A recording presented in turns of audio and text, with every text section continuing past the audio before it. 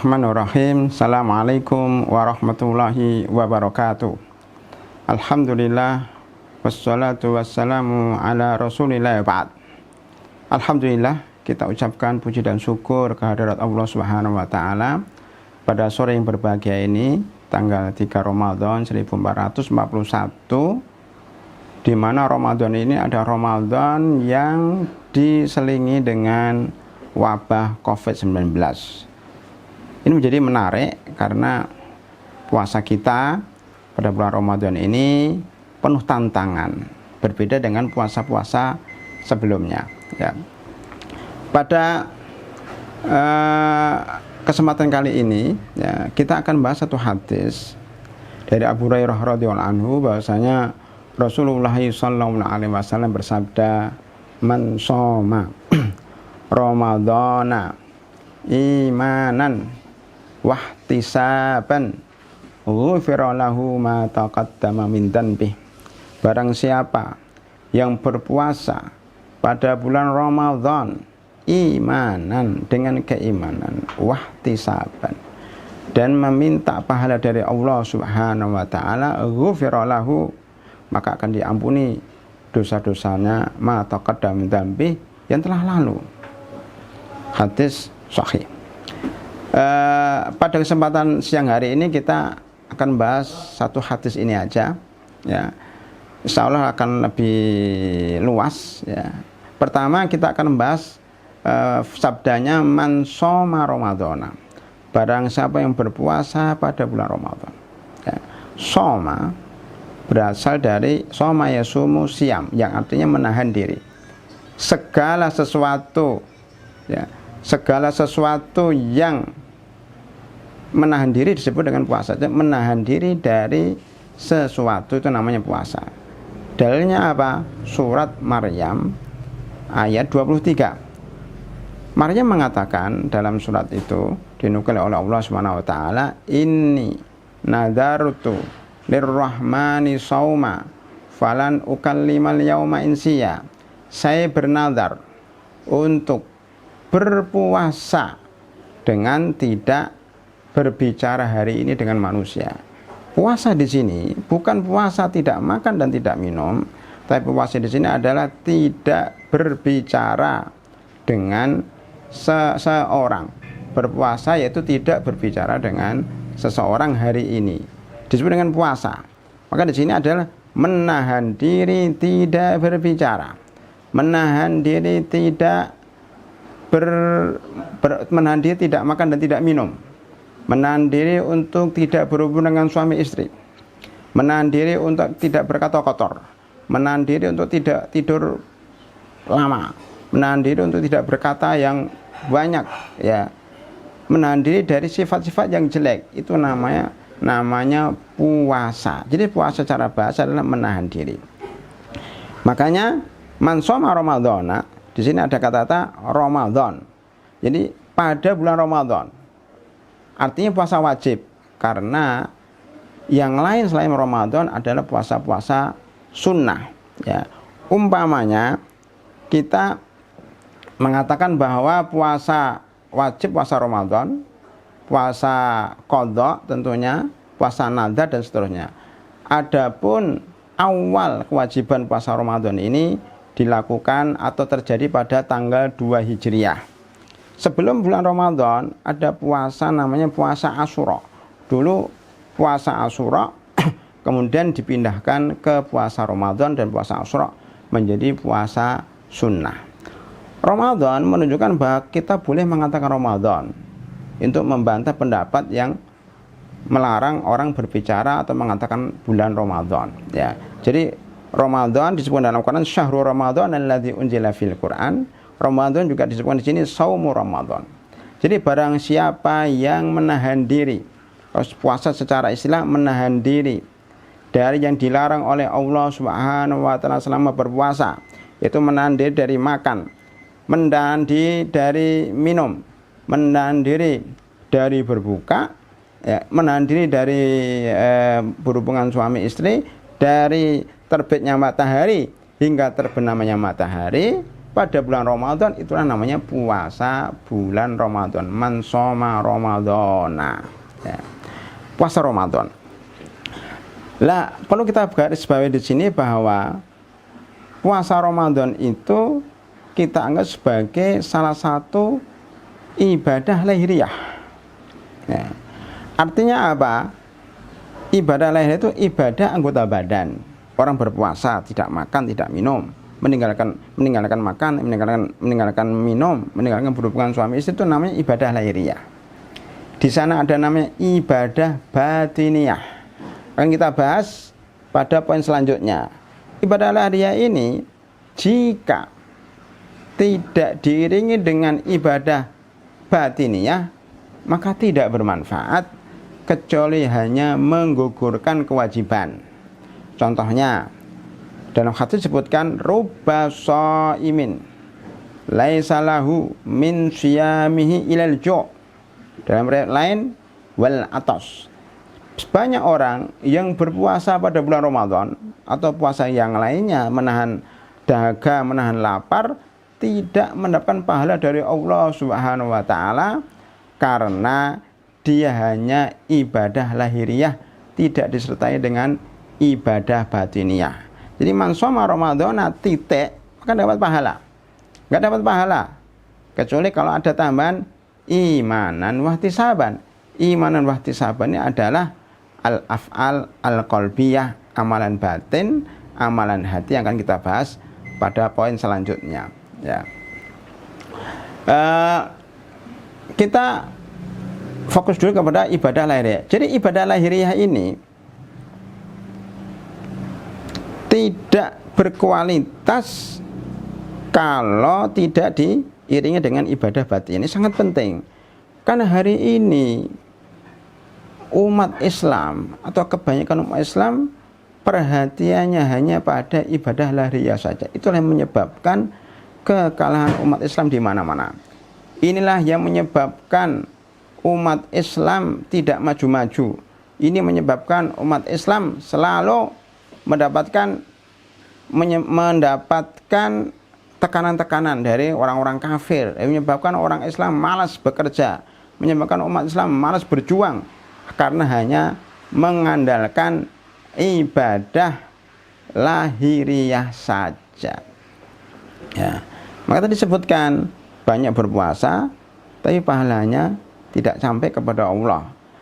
Nah, ibadah lahiriah ini disebut dalam ilmu fikih adalah ibadah amaliyah sehari-hari. Kalau sesuai dengan syarat dan rukunnya itu sah. Tapi sah ini dari hukum fikih sah, tidak ada kewajiban puasa lagi. Tetapi yang sah ini belum tentu dapat pahala. Jadi sah ini dari sisi fikih, pahala dari sisi akidah, harus bedakan. Ya, makanya banyak umpamanya orang sholat, ya apalagi sekarang, ya kepengen sholat di masjid, kepengen sholat macam-macam, sholat itu lahiriah. Dia menggugurkan kewajiban kalau sesuai dengan syarat dan rukun, tetapi tidak akan sampai pahalanya kalau tidak diiringi dengan amal al-qalbiyah atau amaliyah al-qalbiyah, al-amal al-qalbiyah. Contoh yang lain haji, betapa banyak orang Indonesia yang haji dan umroh. Ya, kita lihat umpamanya ketika kita pergi ke luar negeri, biasanya kalau pulang dari luar negeri, khususnya dari Timur Tengah, itu naik pesawat penuh dengan jamaah umroh atau penuh dengan TKW. Ada dua itu. Taruhlah kita ambil yang paling baik, penuh dengan jamaah umroh. Masya Allah, orang Indonesia itu semangat haji dan umrohnya luar biasa, menjadi jamaah haji terbanyak di dunia, jadi jamaah umroh terbanyak di dunia. Tetapi kenapa enggak berubah-ubah keadaan umat Islam di Indonesia? Jawabannya karena umroh dan hajinya hanya ibadah lahiriah. Yang penting dapat gelar Pak Haji, yang penting dapat gelar Pak Umroh. Bahkan ada yang mendapat gelar Pak Haji 3 kali. Jadi kalau manggil sini Pak Haji 3 kali. Ya, ini kan gara-gara seneng ya melakukan ibadah lahiriah, apalagi yang rame-rame. Jadi manusia itu sukanya rame-rame, jarang memperhatikan masalah hati. Ya, termasuk Ramadan sekarang ini. Masya Allah, banyak orang yang kepengen sholat taraweh, kepengen baca Al-Quran khatam 30 juz dalam waktu 30 hari, bahkan 30 hari ini bisa khatam 5 kali 6 kali, bagus. Tapi kalau lahiriah ini tidak disertai dengan amalan qalbi, ya sayang, dia tidak mendapatkan pahala, hanya mendapatkan capeknya. Bahkan di dalam riwayat lain disebutkan wa kam min qaimin laisa lahum qiyami illa syahr. Betapa banyak orang qiyamul lail, salat tarawih, yang didapat cuma capek saja, ngantuk saja. Karena apa? Ketika salat tarawih tidak masuk dalam hati. Lihat umpamanya kita mendengar Umar bin Abdul Aziz, salah seorang khalifah yang kelima yang luar biasa, walaupun dia hanya memerintahkan 2 tahun, tapi luar biasa hasil untuk umat dan bangsa, karena beliau memperhatikan ibadah batiniyah. Contohnya, beliau sholat, ya, pada suatu malam hanya 1 ayat saja. Dalam surat As-Saffat hanya membaca 1 ayat saja, waqifuhum innahum mas'ulun. Ayo berhentikan para pemimpin-pemimpin itu, tanyakan pertanggungjawabannya terhadap rakyatnya. Beliau membaca ayat ini, berhenti menangis tidak kuat sampai pagi. Jadi kita qiyamul lail dengan 1 ayat ditadaburi itu jauh lebih baik daripada sholat 36 rakaat, sholat 46 rakaat tapi tidak ditadaburi. Apalagi kalau sholatnya ngebut, sholat 23 rakaat cuma 7 menit, ya, apalagi itu.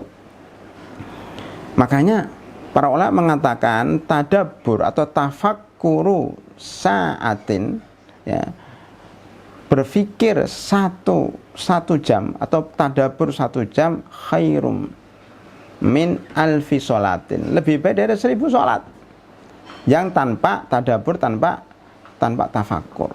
Ini disebutkan di dalam kajian tafsir tentang tafakkur dan tadakkur dalam surat Ali Imran 191. Ya. Jadi tafakkur itu penting. Kalau dalam ini tadabbur itu penting. Maka ketika Ramadan datang ini, marilah kita lebih mengutamakan amalan hati dibanding hanya amalan lahir. Hadis ini menjawab masalah itu. Baik, masalah lahiriah kita anggap selesai karena waktu sangat terbatas. Kita masuk kepada amalan qalbiyah, imanan wahtisaban. Ini sesuai dengan tema kita, memanai imanan wahtisaban. Para ulama menjelaskan mana iman itu adalah mengimanin kewajiban puasa. Gimana mengimaninya? Itu dari hati. Wahtisaban, mencari pahala dari Allah Subhanahu wa taala, tidak mencari pahala dari manusia, tidak riya, tidak sum'ah. Kita akan mulai dari imanan.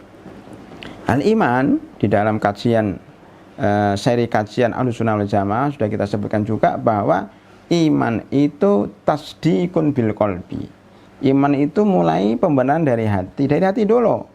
Baru ya setengah tasdikun bil qalbi, qaulu bil lisan.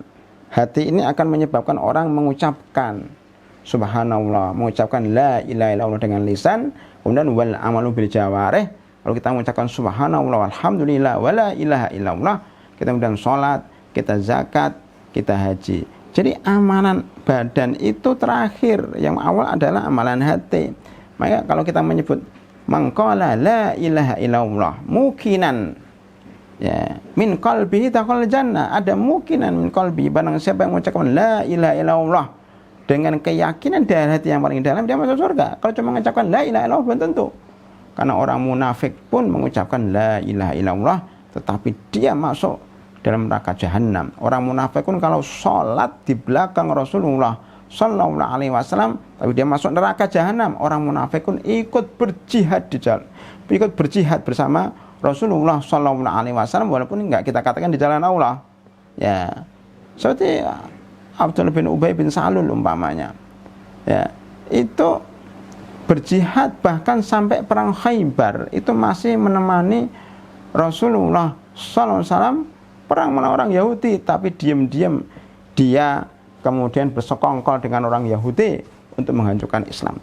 Jadi amalan lahir yang dilihat oleh manusia itu tidak menjadi barometer.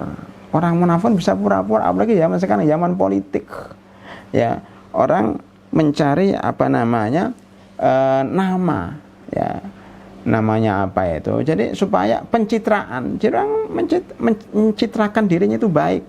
Mereka jangan ada dua medsos, ya, ada kamera, kemudian ada media sosial, kemudian ada koran, ada televisi, ada macam-macam yang bisa membuat orang yang tadinya nggak baik menjadi baik. Ya, kebohongan publik. Ya, jadi baik-baiki lewat mass media. Ini yang kita kepengin, bahwa janganlah umat Islam itu terpancing dengan penampilan. Jangan terpancing dengan sorbannya besar. Ya, jangan penampil dengan penampilan. Ya, kayak saya ini sebenarnya ya biasanya nggak kayak seperti ini. Ya, ini sekedar untuk kita rapi aja ya. Tapi bukan berarti kalau menggunakan baju koko, pakai kopiah, kemudian pakai sorban hijau, berarti sakti mandraguna. Tidak.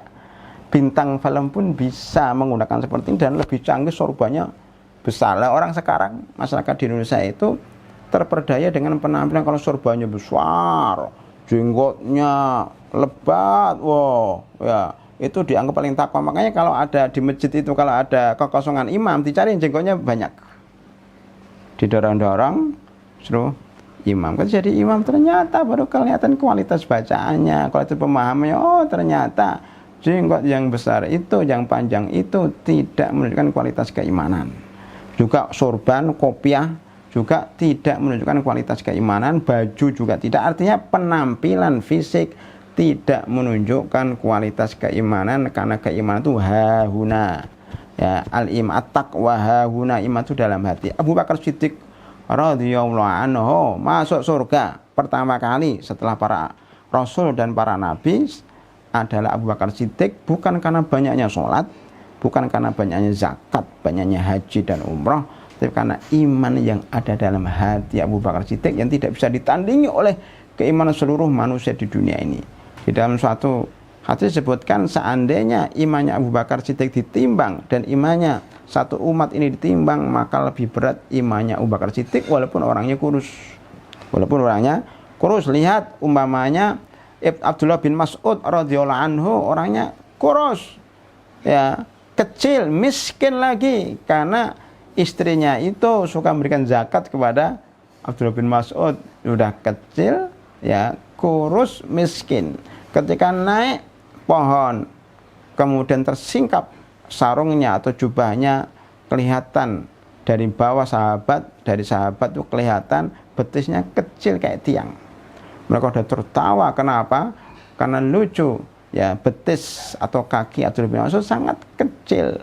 Rasulullah mengatakan pada waktu itu, wahai para sahabatku, kamu jangan meremehkan betisnya Abdullah bin Mas'ud. Kalau ditimbang, ya, pada hari kiamat lebih berat dari beratnya gunung Uhud. Siapa yang tahu berapa ton, ya, beratnya gunung Uhud? Gunung Uhud itu kayak gunung Tangkuban Perahu, panjang dan tinggi, isinya batu-batu semuanya. Masih berat betisnya Abdullah bin Mas'ud yang kecil itu. Artinya apa? Bahwa ukuran fisik itu tidak diukur oleh Allah Subhanahu wa taala. Ya, makanya tadi kita kembali kepada pembahasan kita, janganlah kita terpana dengan mansoma Ramadan. Enggak. Kita harus menggarisbawahi imanan wahtisabannya ini. Ini syarat puasa Ramadan itu. Kalau fikih, ya, syaratnya rukun dan syaratnya harus dipenuhi. Umpamanya tadi niat, malamnya niat, ya, karena wajib niat puasa Ramadan setiap malam. Man lam yubayyit an-niyah, ya, fala syamalahu. Maka siapa yang tidak melafatkan, bukan lafaz, meniatkan, tidak harus dilafatkan, meniatkan dalam hati niat bulan Ramadan puasa besok, maka soalnya tidak sah. Ini kalau puasa wajib harus dari malam, kalau puasa sunnah bisa dari siang. Kemudian, ya, kita lihat tadi apa, man shoma Ramadhana. Jadi syarat fikih itu niat. Yang kedua, tidak makan dan tidak minum dari terbit matahari, dari fajar sampai terbenam matahari. Dan banyak syarat-syarat lainnya, tidak melanggar, ya, tidak melanggar larangan yang membatalkan puasa.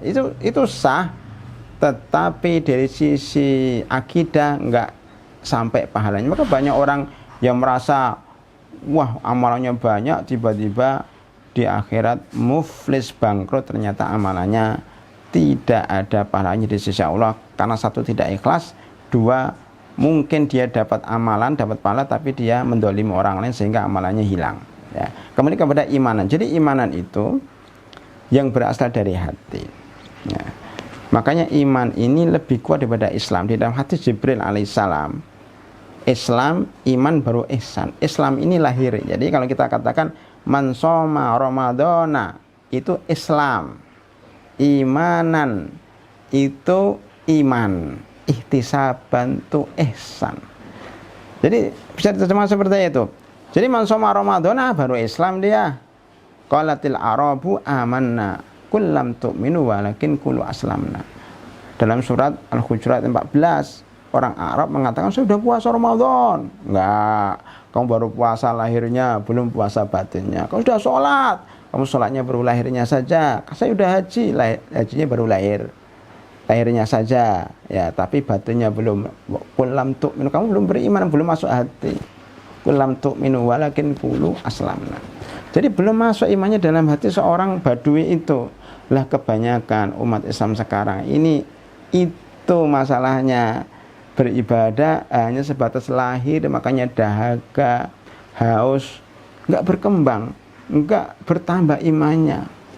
Baik pada musim COVID-19 ini banyak yang banyak mengeluh, banyak mengolok-olok, banyak teriak-teriak, tidak terima, tidak qanaah dengan takdir Allah, apalagi usahanya kemudian bangkrut, menurun usahanya, dia mengumpat-umpat, bahkan nyalahkan keadaan. Ini namanya puasa enggak dengan keimanan. Jadi imanan itu artinya mengakui bahwa itu berasal dari Allah. Ini kewajiban dari Allah Subhanahu wa taala, bukan ikut-ikutan orang puasa, enggak.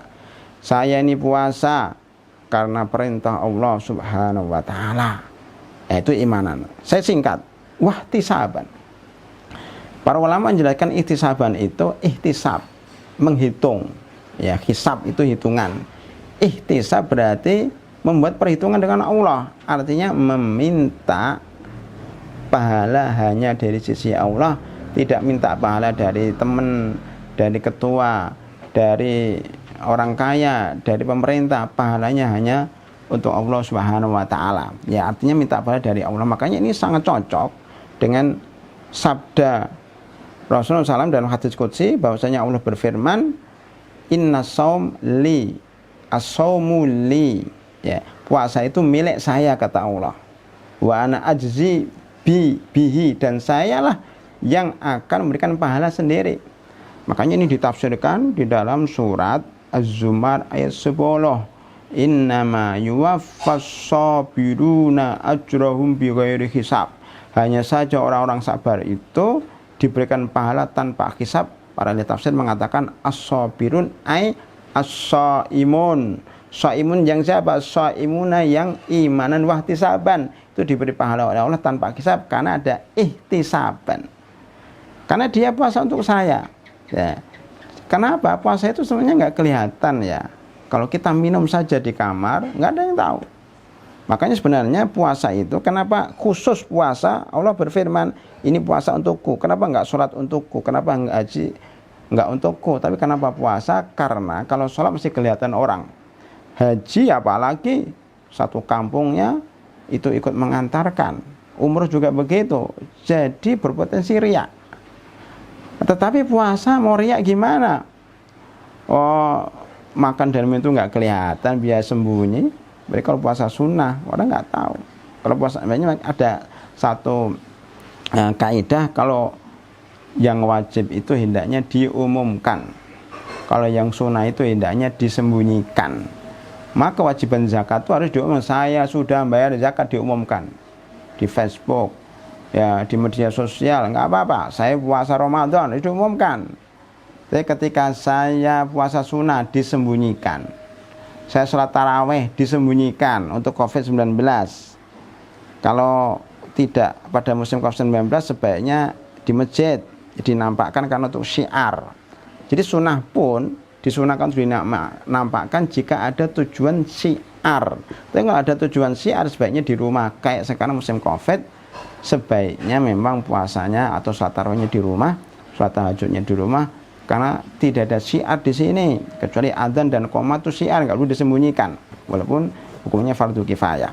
Sekali lagi bahwa kalau fardu itu kita syiarkan, kalau sunnah itu kita sembunyikan, ya termasuk puasa. Karena itu imanan wahtisaban, balik lagi ihtisaban itu meminta pahala dari Allah, karena puasa itu hanya milik Allah. Karena itu Allah memberikan pahala tidak terhitung. Tidak ada dalam Quran dan Sunnah barang siapa yang puasa Ramadan akan dapat pahala 70 pahala atau 80 pahala, akan dibuatkan rumah. Ya, seperti barang siapa yang menjaga 12 rakaat sholat qobliyah dan ba'diyah atau sholat rawatib, maka dibangunkan rumah di surga. Itu sholat, ada rumah di surga. Ya, barang siapa ya umpamanya beramal dengan amalan yang akan oleh Allah berikan pahala tertentu, ini enggak.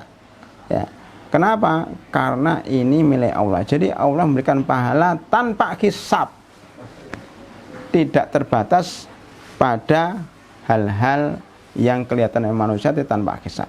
Jadi selesai ya, imanan wahtisaban. Ya. Baik, saya masuk ke poin berikutnya karena waktu semakin mendekati berbuka. Para pemirsa, saya mempersiapkan berbuka, tetap ngikutin kajian kita. Tinggal dikit. Ghufira lahu ma taqaddama min dzambi. Satu lagi sebelum saya lanjutkan, ihtisaban, ada ulama mengatakan ihtisaban itu berpuasa ini dengan gembira, dengan senang, ya, tanpa ada keberatan. Allah Subhanahu wa taala berfirman dalam surat An-Nisa ayat 65, "Fala wa rabbika la yu'minuna hatta yuhaqqimuka fi ma syajara bainahum, summa la yajidu fi anfusihim harajan mimma qadait wa yusallimu taslima." Lihat, iman itu tidak akan mungkin terwujud tanpa kita itu pasrah kepada hukum Allah dan hukum Rasul dan tidak ada keberatan. Kalau ada keberatan, berarti imannya belum sempurna. Di sini ihtisaban itu berpuasa dengan senyum. Kalau kita masih merasa berat dan terus mengatakan kapan ya Idul Fitrinya, kapan Idul Fitrinya, berarti itu puasanya berat Anda. Ya. Justru dengan puasa kita harus gembira. Itu namanya ihtisaban, berpuasa mengharap pahala Allah dan gembira tanpa ada beban. Berikutnya, ghufira lahu ma taqaddama min dhanbi, maka dia akan diampuni oleh Allah Subhanahu wa taala seluruh dosanya. Nah, yang masa lalu, taqaddama yang masa lalu, min dhanbi dari dosa itu. Jangan salah paham, maksud dosa di sini adalah dosa kecil. Ya, ini sesuai dengan sabda Nabi Muhammad sallallahu alaihi wasallam, ya, di hadis lain dari Abu Hurairah juga, bahwa Rasulullah SAW bersabda, as-salawatul khams, salat 5 waktu, wa Ramadan ila Ramadan, wa salatul khamsu wal jum'atu ila jum'ah, wa Ramadan ila Ramadan, mukaffiratun ma bainahunna mastunibatil kabair. Salat 5 waktu, kemudian puasa Ramadan, Jumat dengan Jumat, dan puasa Ramadan itu menghapus seluruh dosa selama ditinggalkan dosa besar. Artinya, jadi maksud dengan quddimalahu, ghufirallahu ma quddimalahu, atau ghufirallahu ma taqaddama min dhanbi, maksudnya adalah diampuni dosa-dosa kecil saja. Jadi orang-orang yang pernah berbuat dosa, berzina, merampok, mencuri, membegal, dan seterusnya, itu jangan berharap ya dapat ampunan Allah hanya dengan puasa.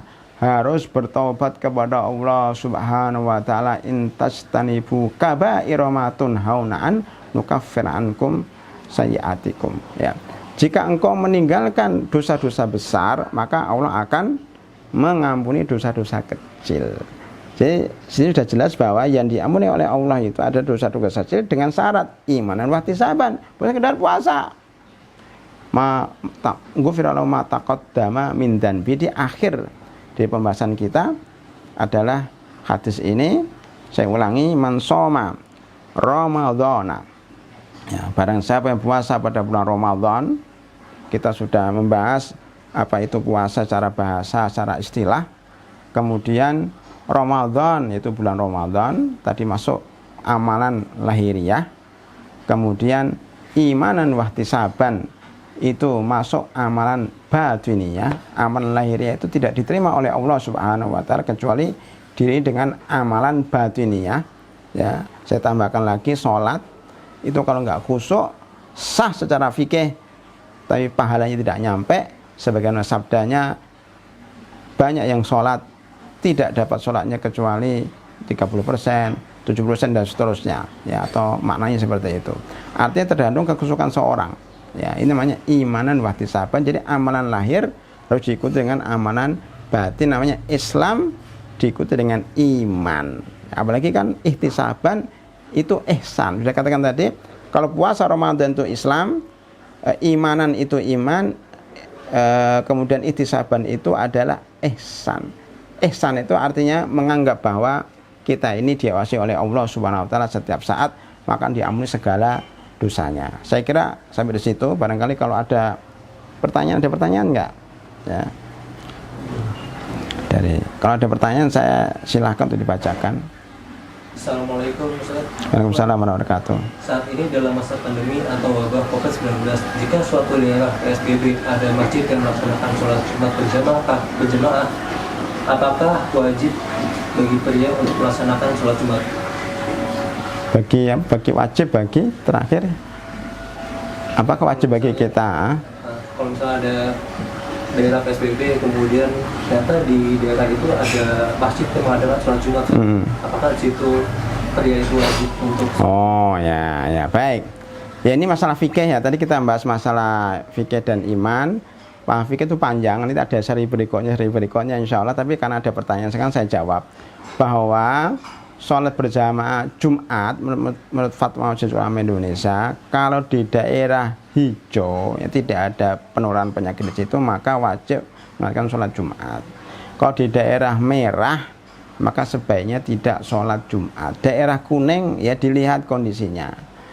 Lah kalau tadi dikatakan itu daerah merah karena PSBB, kita boleh milih. Diadakan sholat Jumat boleh milih, boleh sholat Jumat di rumah, boleh sholat Jumat di masjid. Karena keadaannya tidak jelas.